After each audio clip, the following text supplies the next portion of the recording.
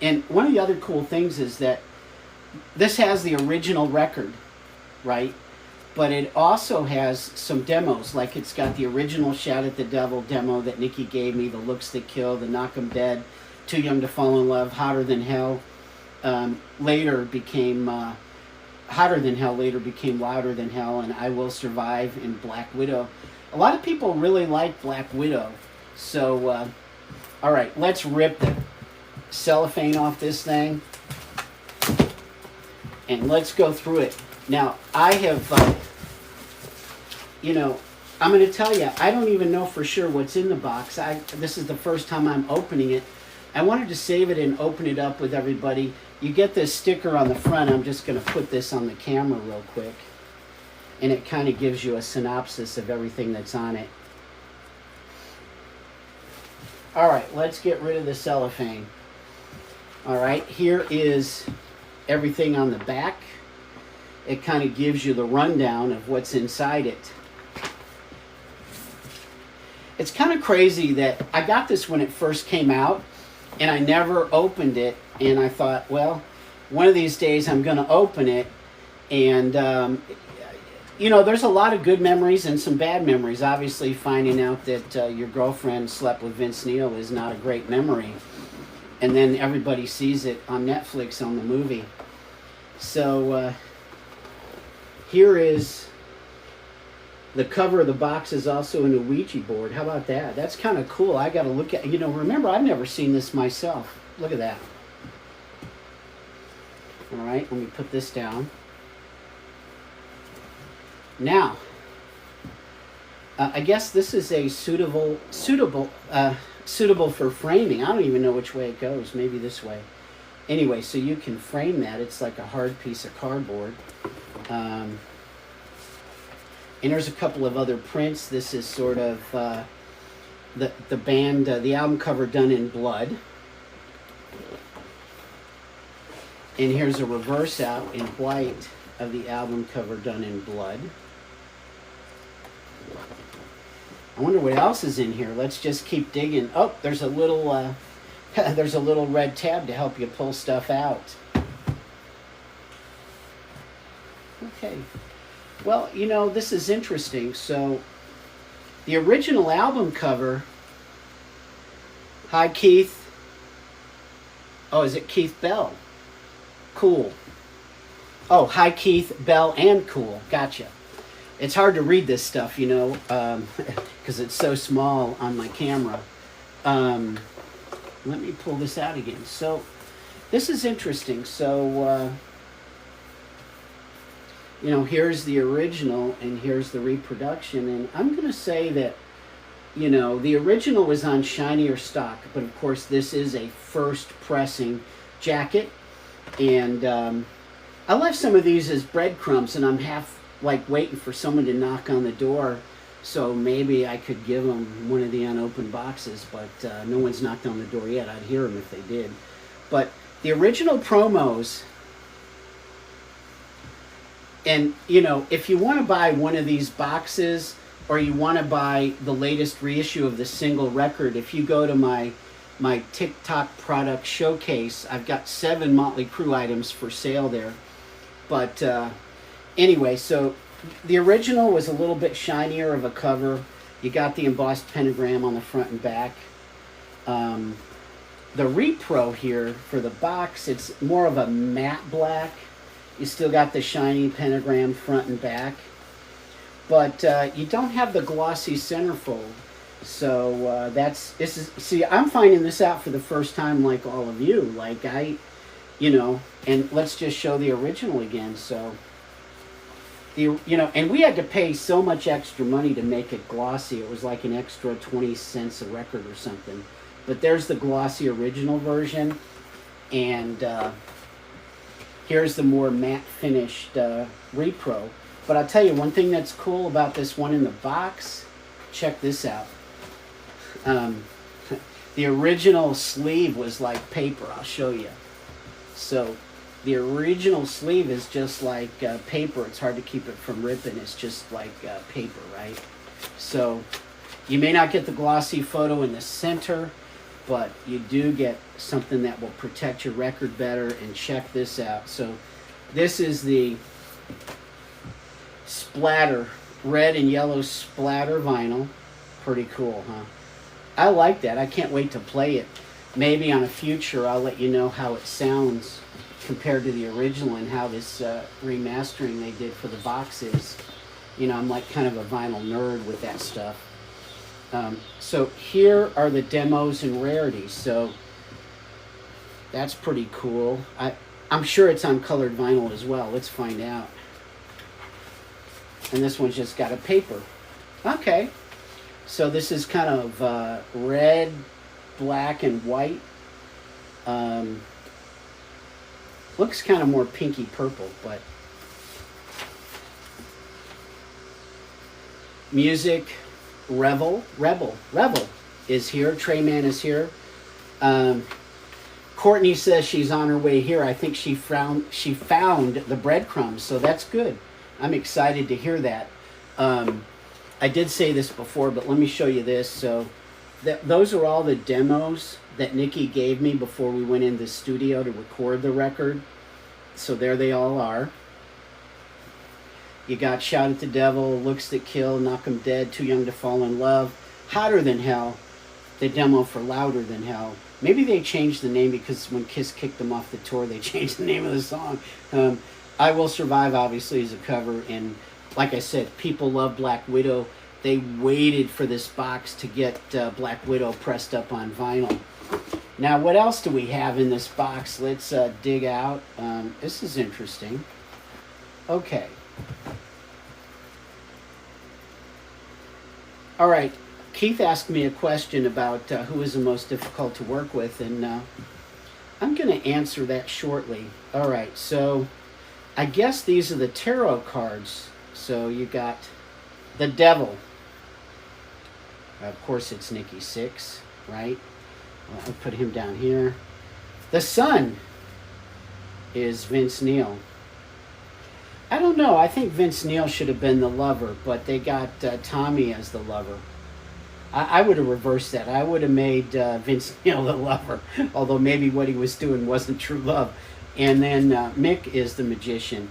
And I think that's spot on, man, because Mick is the musical genius with rebuilding his guitar heads and, you know, playing 3 guitar parts at once. Oh, let me hold this closer. Hopefully, can you guys see this better? Okay. And here is this one.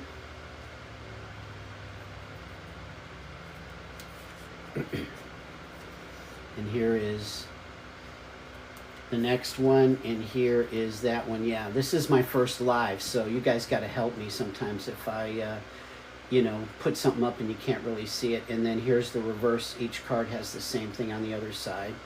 I think it's pretty cool. Like, don't you guys want your own set of these cards? Be nice if you could buy them without having to buy the box, right? Like a whole deck of them. You also get a new version of the cassette. You know, one of the craziest things, I was working with a band in Kentucky that were killer, and they and all their high school friends, like, they were buying used cars that had cassette decks, and they were all scrounging around to find cassettes. I thought that was kind of funny.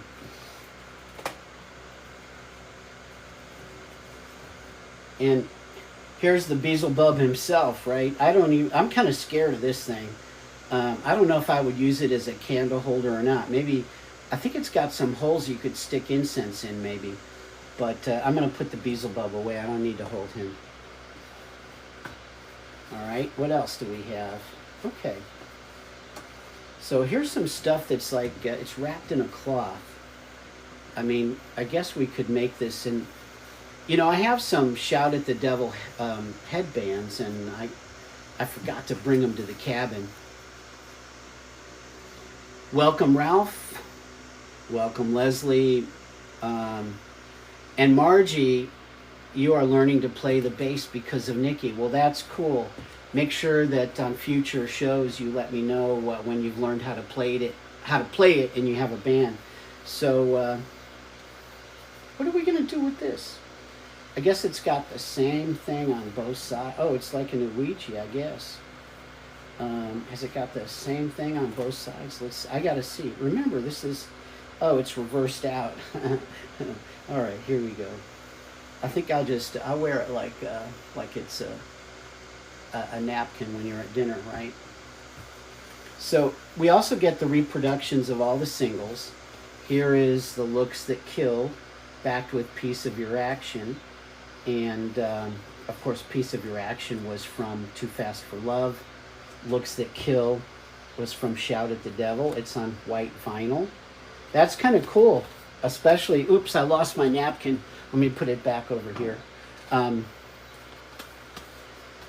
That's kind of cool. If you got a jukebox, you definitely want these things, right? This is Too Young to Fall in Love off Shout at the Devil, and Take Me to the Top off of the first record. I showed you the original leather version. And it's on orange vinyl. Look at that. How cool is that? And here is the entire Ozzy tour on the back. Now that's pretty freaking cool, if I do say so myself.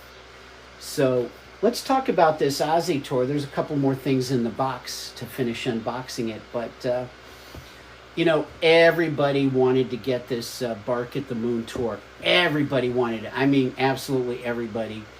And when I first moved to Hollywood, to Los Angeles, Elektra Records put me up in the Sunset Marquis Hotel, and I've got a video about all that. So those of you that haven't done a deep dive on my channel, my at sign, can you get me in on YouTube, check it out.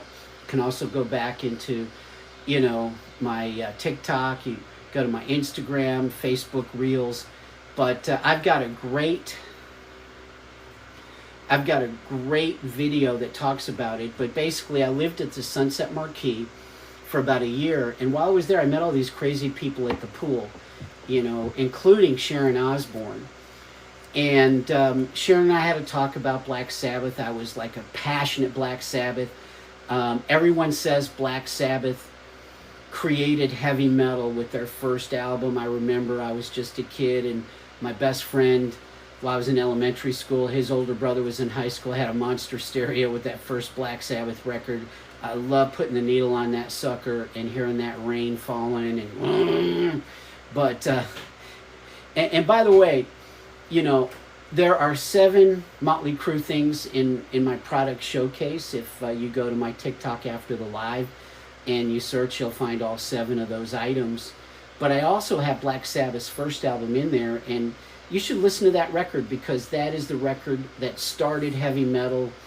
I mean, I think Deep Purple would be right in there with them, but Black Sabbath get the kudos for starting heavy metal.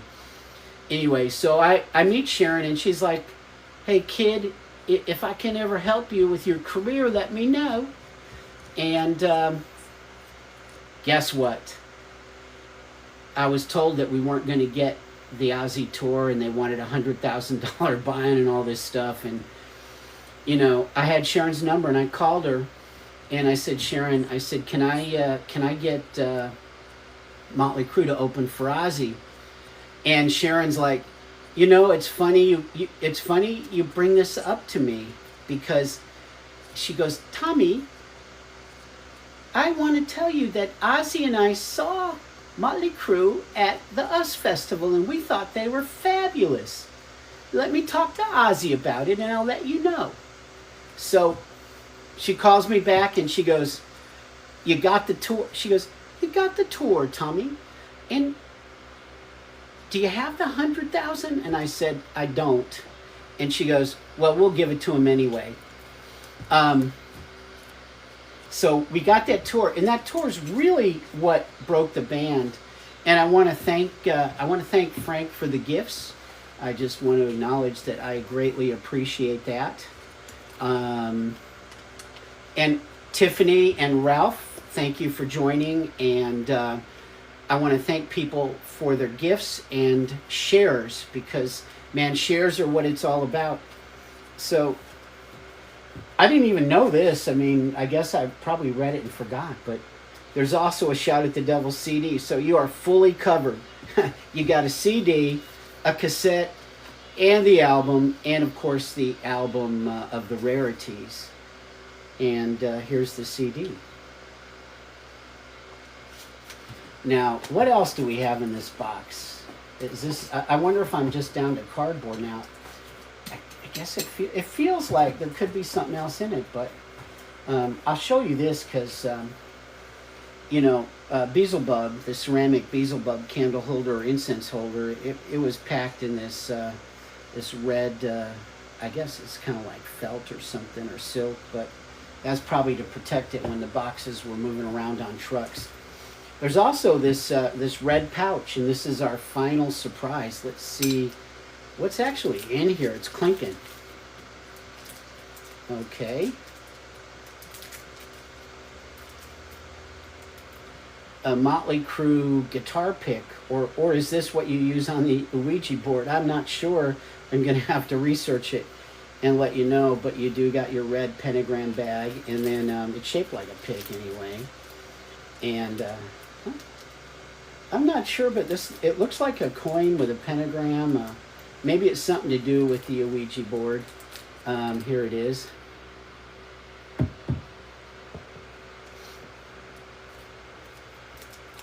Keith, that's a good question. Why songs from different albums? I think one of the reasons, and again, the songs from the different albums would be those 45s where we took, songs off of the first, leather record and put them on the singles.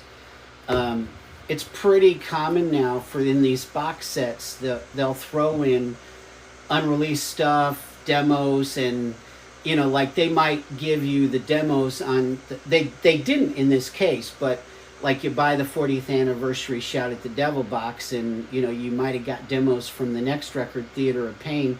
And now I know you Motley Crue nerds know this, but Shout at the Devil, when I wouldn't capitulate to Shouting with the Devil, they were going to change it to Theater of Pain, and then when Nikki finally agreed to change it to Shouting at the Devil rather than Shouting with the Devil, and it's kind of like a black wood grain look, but we have unboxed everything.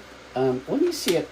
Okay, we got this pentagram seance board, the prints. I'm trying to see if I can tell you what those metal things. Oh, it was a pentagram 7-inch adapter in the felt bag. So now I know. So that was so you can play your 45s on your turntable. And I'm gonna post a video about like what's a good budget turntable to buy, like not a cheap one, but one that's like right in the middle that plays records pretty good in the future. I'll post that. And then if you want to spend a little more money and have a kick-ass turntable, I'm going to post one of those too. So this thing here, let's bring it out again. See, I'm really looking at this for the first time. Like I said, it took me a minute to get the courage up to do it because I didn't know what was in there. But I figured, heck. Anyway, and it's heavy. You know what? It's weighted. So this is a really nice 7-inch adapter for your turntable. Now let me see if I can figure out what this other thing is. What is that pick? Okay, it's the Devil Seance board with the metal planchette. It's a metal planchette. So now you know. I'm going to have to research what a planchette is because I'm not even sure. So don't go away just yet. That is the unboxing, but we do have a few more things to cover. So a lot of people have asked me about Motley Crue parties. Hey, thanks for joining TT and W Buff. Is that like W Axl Rose, but it's W Buff? Mike, Lemonhead, Pat, and Steven. I appreciate each and every one of you. I'm happy that you joined me here, and I'm going to be posting. This up, a rebroadcast up in a little while. But let's go through this. So, in '84, in addition to the Ozzy tour, which we already covered, they did the Monsters of Rock, and the other bands weren't too excited about them being on it. The US Fest, and that's like, they opened for Ozzy, and thank goodness that Sharon and Ozzy saw them, because if they hadn't have seen them, I mean, that's really what broke the band. And on the back of one of those 7-inch singles, you've got all those dates. And man, that record, the minute they started that tour, it went up to 200,000. It just started exploding, word of mouth. And then it went on the radio. And it's kind of funny, you know, when you listen to classic rock, I mean, Shout at the Devil is a staple. People never get tired of it. One of the great things about so-called hair metal, Ozzy's Boneyard, whatever, Hair Nation, you know, this music makes people happy. And, you know, music nerd, technical science people and psychologists, they've proven that people that listen to this kind of music live happier lives. So that's not nonsense. And what I have in my product showcase, if you go there, I've got this box set for sale. I've got the single album. I've got Theater of Pain. And I've also got the Dr. Feelgood 35th anniversary box. What do you say? Should I unbox that one at some point in the future? Let me know. I've got the Dirt soundtrack, and I'm going to talk about how I fought real hard to get Merry-Go-Round in the Dirt soundtrack, and it made it, thank goodness. And the very first show that the band played for the label was at Perkins Palace, and it was recorded by somebody, and you can buy that record as well, and you can get a stadium tour t-shirt. Those are the only things I could find in the TikTok shop to put product links to.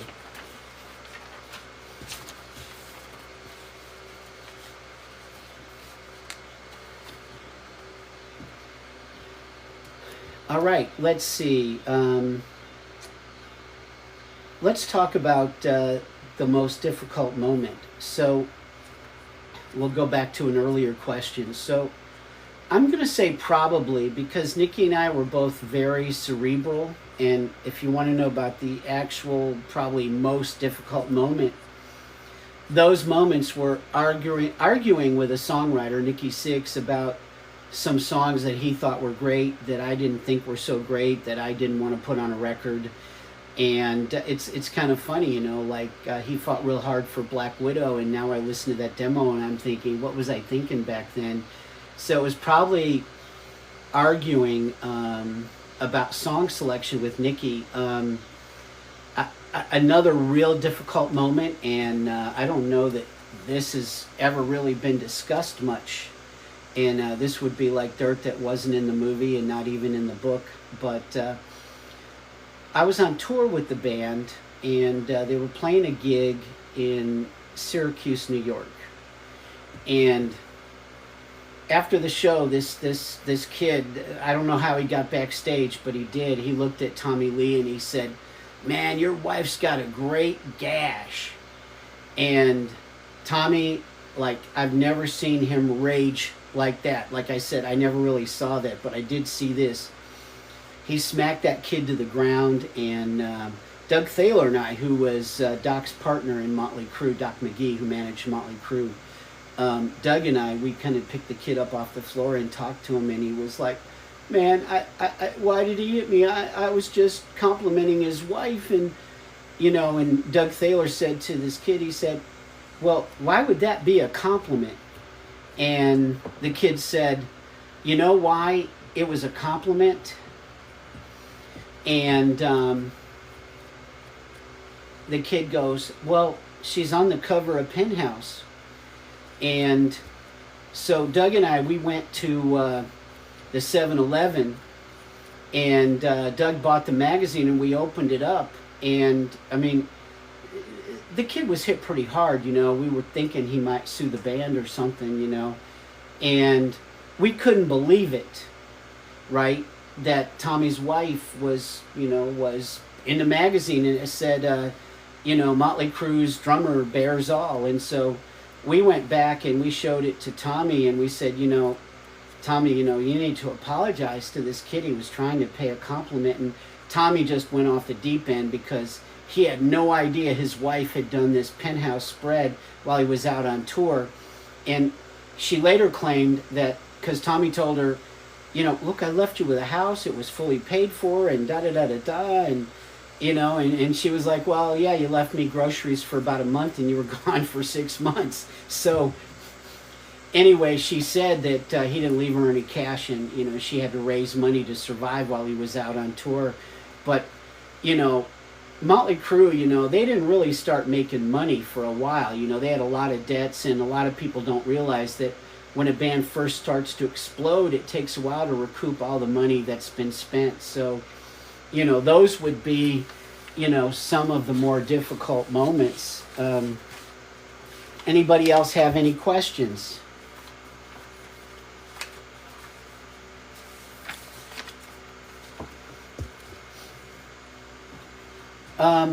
What's Ram Ranch? You know what? You got me on that one. I don't know. So I'm going to be truthful. I don't know what Ram Ranch is. Maybe, does anybody know? Please type it in a comment.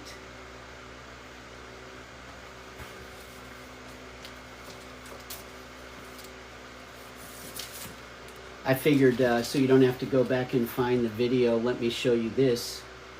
And it says, Zoot, without you there is no Crue, Nikki Sixx. Zoot, Bellers, and Wild Women, no more. And that's Mick basically acknowledging that he was going to give all that up after he spent a couple of months with my brother and I at our apartment. And Vince said, Zoot, you're one person who's really happening. And, that's interesting because that was, of course, before that incident with my girlfriend. And this is really funny. Tommy Lee said, this is that puppy dog. Zoot, you're going to go bananas after this. Thanks. Love you, Tommy Lee. TL. And he's probably right. After Motley Crue broke, probably after Theater of Pain, I would say that Nikki Sixx had the final song selection moving forward from Theater of Pain, but all the way through Theater of Pain, it was a collaboration. He certainly had more influence in the final selection. Of course, beyond the producer, Tom Werman, and the head of A&R, Roy Thomas Baker, and and then you got the promotion and marketing people at the label, so everybody has to put their 2 cents in. And like with Motley Crue, no one knew my little baby brother. He was still in high school, and he was at that Perkins Palace showcase, and he heard all those Elektra executives talk about how terrible the band was and how that young punk from Chicago signed the band, and that kind of stuff. So anyway, I lost my train of thought. I apologize for that.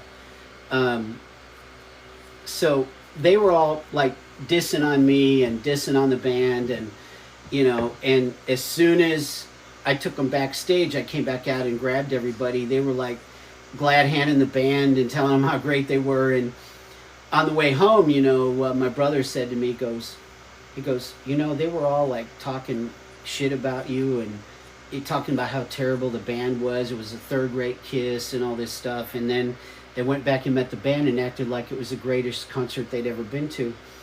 He goes, doesn't that bother you? And I said, Johnny, I said, it doesn't really bother me because I know this band is going to break big. And I guarantee you those same people that said all that crap are going to be the ones that say they discovered the band, and sure enough, some of them did. Let's see, Saints and Sinners. I honestly can't remember. The only Saints and Sinners I remember, the Saints of Los Angeles, off the last decent record the band made of new material. I apologize for that. Again, I don't make stuff up. I try to stay in truth when I'm talking to all you folks. So, I did a thing about RTB because he died a few months ago. He died in April, and I did a couple of episodes. And if you want to know more about my relationship with Roy Thomas Baker, you can go back and watch those episodes. And a lot of people have wanted me to talk more about the parties, and so I just got a question. Has Nikki been clean for 24 years? And I'm going to say yes to that. I'm really proud of him because he was a mess.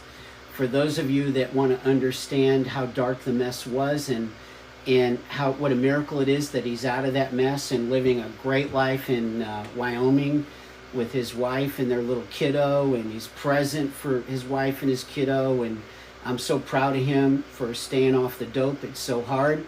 Slash made a similar recovery, and I can't unbox a Guns N' Roses record, but I do have a Guns N' Roses box that I can go through on a future TikTok live if anybody's interested. But I was going to talk about, so you can see those RTB, it's a two-parter, because we had a very wonderful, complicated, and crazy relationship. But it was at one of these things, this was like the penultimate party. And Motley Crue were invited. It was like a big Thanksgiving party. My mom and dad were in town. I brought my dad. And the minute we walked through the door to this party, you know, the Motley Crue guys are already like crazed, right? They've already probably had bumps of blow and alcohol and who knows what else, dope, I don't even know. But we walked through the door, and Rick Nielsen from Cheap Trick, he looks at my dad and he says, "Hey, old man, why are you here?" And my dad, he looks at Rick Nielsen, he says, "Well, you're no..." Well, you know, folks, this is the first one I've done, and sometimes TikTok has a mind of its own. I hope everybody's back. I have no idea why it disconnected me due to inactivity. I mean, I never stopped talking, so I'm not sure what that means. But anyway, so I was talking about the party, and so I was saying how when it was Thanksgiving, my parents were in town. Mom was baking cookies for the Motley Crue. She didn't want to go to Roy Thomas Baker's Thanksgiving party, but I took my dad. And we walked through the door, and there, because Roy Thomas Baker produced Cheap Trick records, so there's Rick Nielsen. And Rick Nielsen looks at my dad, he goes, "What are you doing here, old man?" And my dad looks back at Rick Nielsen and says, "Well, you're no spring chicken yourself." And that shut him up. And, you know, man, people were falling off the rafters, the walls, and I mean, it was crazy. The food was insane. Like, Roy was such a great chef. Like, I mean, we're talking like probably better than Julia Child, man. That man could cook like nobody's business. And since this is all about Motley Crue, there are other things in that party I'll talk about in the future, but this is the crazy thing about Motley Crue. So I told you earlier how, you know, Tommy Lee had, you know, been aggravated by that kid making the comment about his wife, you know, putting photos into the center spread of Penthouse. So, so I'm going to say once again, because maybe it took you guys a couple of minutes to get back, TikTok disconnected me, claims there was inactivity, and I have no idea why, right? Because, you know, there was activity. And I was talking, so if you're just now rejoining, I was telling the story about Rick Nielsen and us going to RTB's party, and Rick Nielsen basically saying to my dad, "What are you doing here, old man?" And my dad looked back at Rick Nielsen and said, "Well, you're no spring chicken yourself." And the RTB connection is Roy Thomas Baker produced some Cheap Trick records, as did Tom Werman. That's how it all intersects, right? Tom Werman produced the Cheap Trick big hits. Roy Thomas Baker produced the later hits. You know, they all worked at Elektra, and of course I talked about that earlier. But I wanted to get to the Motley Crue part of this. And of course I talked earlier about how, you know, that fan got backstage and commented about Tommy Lee's wife being in Penthouse and how crazy that was. And at the time, and you know, how it relates to this party, and this was I was thinking is, so, you know, I mean, people are just crazy, and Roy Thomas Baker had a button he would push that would lock everybody in, and because they were too drunk or too drugged up to drive and hurt themselves, so they were kind of locked in for the night. So we get in the hot tub, and of course there's a lot of people that are naked, and my dad and I, we got our swimsuits on. We're not going to get naked. I'm not going to get naked with my dad. And Tommy Lee literally looks at his wife, and you know, he says, "Give me a blowjob," and she does right in front of everybody, and it was crazy. and I've never told this story before in public, but he then orders his wife to give every man sitting around the circle a blowjob. And there's like 15 people, sitting in the tub along the side of it. And I'd say about 9 of the 15 took it up. Of course, my dad and I did not. And when she finished and she got back to Tommy, he said, "Now you're going to do me again." I'm not going to say the word, but anyway, that's how crazy it was. So, of course, I don't do drugs. I didn't drink. I was a pretty straight arrow, as they say.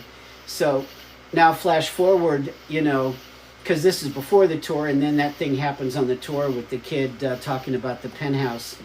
And I'm thinking to myself, well, why is he surprised? I mean, he had his wife, offered to have her give every man around the edge of Roy Thomas Baker's hot tub a blowjob. Thanks for joining Dr. Hash. It's good to see you, Bev, Spooky, Robin, Chris, and Becca. Maybe some of you were on the prior one that TikTok disconnected. I don't really know. I hope most of you got back. If there are any more questions, I am really about to end it for real, and I apologize to those of you that might have missed, but we are going to repost this entire thing, and we'll edit through the glitch where it stopped working, and it'll all make sense as one continuous piece. I want to thank everybody for joining me at the cabin. Like I said earlier, it's hot and sticky in the cabin. There's no AC here. I wasn't expecting it to be so hot outside for this holiday weekend.